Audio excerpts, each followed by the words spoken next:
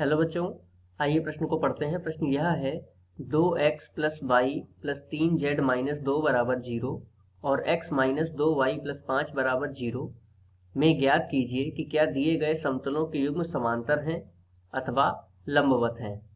और उस स्थिति में जब ये ना तो समांतर हैं और ना ही लंबवत हैं तो इनके बीच का कोण ज्ञात कीजिए। तो आइए सर्वप्रथम प्रश्न की मुख्य अवधारणा को जान लेते हैं। मुख्य अवधारणा। देखिए, यदि हमें दो समतल के समीकरण दिए जाएं, मान लेते हैं कि पहला समतल का समीकरण है a1x plus b1y plus c1z plus d1 बराबर 0 तथा दूसरे समतल का समीकरण हो a2x plus b2y plus c2z plus d2 बराबर 0, जिसके लिए दिक् अनुपात क्रमशः a1, b1, c1 होंगे पहले समतल के समीकरण के लिए, तथा दूसरे समतल के समीकरण के लिए दिक् अनुपात a2, b2, c2 होंगे। तो यदि ये समांतर हैं तो इनके दिक् अनुपातों में निम्न संबंध होगा। समांतर होने के लिए प्रतिबंध होगा a1 बटे a2 बराबर होना चाहिए b1 बटे b2 बराबर होना चाहिए c1 बटे c2 के।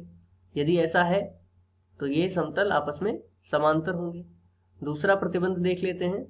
यदि a1 गुणा a2 प्लस b1 गुणा b2 प्लस c1 गुणा c2 बराबर 0 है तो ये दोनों समतल आपस में लंबवत होंगे।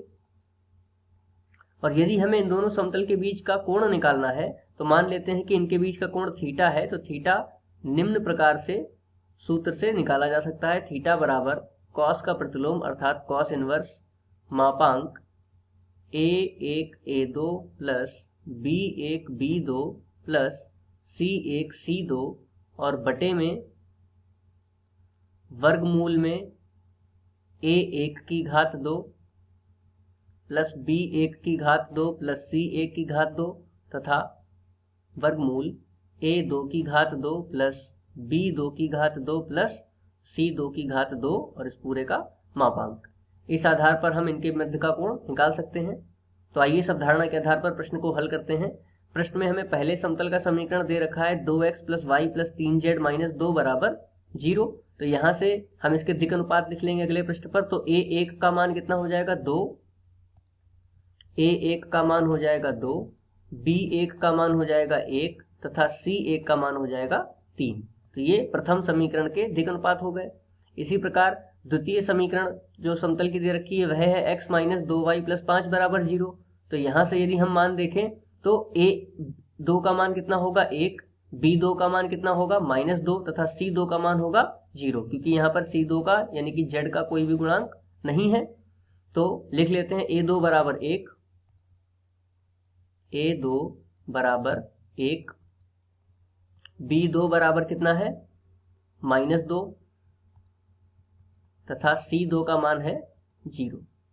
तो देखिए सर्वप्रथम हम पहली शर्त जांच लेते हैं। पहली शर्त क्या होती है a1 बटे a2 समांतर होने के लिए a1 बटे a2 b1 बटे b2 तथा c1 बटे c2 का मान प्राप्त करते हैं। तो a1 बटे a2 कितना आ जाएगा 2 बटा 1, b1 बटे b2 कितना आएगा 1 बटा -2 तथा c1 बटे c2 कितना आएगा 3 बटे 0। तो देखिए यहाँ पर ये तीनों मान आपस में कोई भी बराबर नहीं आ रहे हैं, अतः हम ये कह सकते हैं क्योंकि a1 बटे a2 बराबर नहीं है b1 बटे b2 के, बराबर नहीं है c1 बटे c2 के, अतः समतल समांतर नहीं होंगे। क्योंकि समांतर होने का प्रतिबंध ये पूरा नहीं कर रहे हैं, अतः ये समतल समांतर नहीं होंगे। अब लंबवत होने का प्रतिबंध जांच लेते हैं। लंबवत होने के लिए क्या प्रतिबंध है कि a1 गुणा a2 प्लस b1 गुणा b2 प्लस c1 गुणा c2, इनको हम यदि हल करें और अगर ये 0 आ जाता है, शून्य आ जाता है, तो ये समतल लंबवत होंगे। यहाँ पर मान रख लेते हैं a1 का मान देखिए कितना है, a1 का मान है यहाँ पर 2 गुणा a2 का मान है 1 प्लस b1 का मान है 1 गुणा b2 का मान है -2 प्लस c1 का मान है 3 तथा c2 का मान है 0। तो देखिए यहाँ पर हल करने पर 2 एकम कितना हो जाएगा 2, प्लस माइनस माइनस 2 एकम 2, और प्लस 3 की 0 में गुणा होगी तो आ जाएगा 0। अब देखिए 2 में से 2 ये कट जाएंगे तो कितना आ जाएगा 0।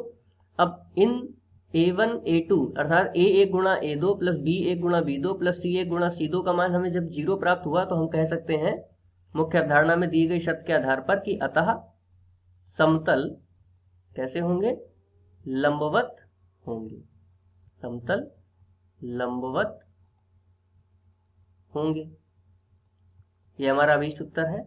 मुख्य अवधारणा के आधार पर यह दिए गए प्रश्न का उपयुक्त उत्तर है। आशा करते हैं आपको समझ में आया होगा। धन्यवाद।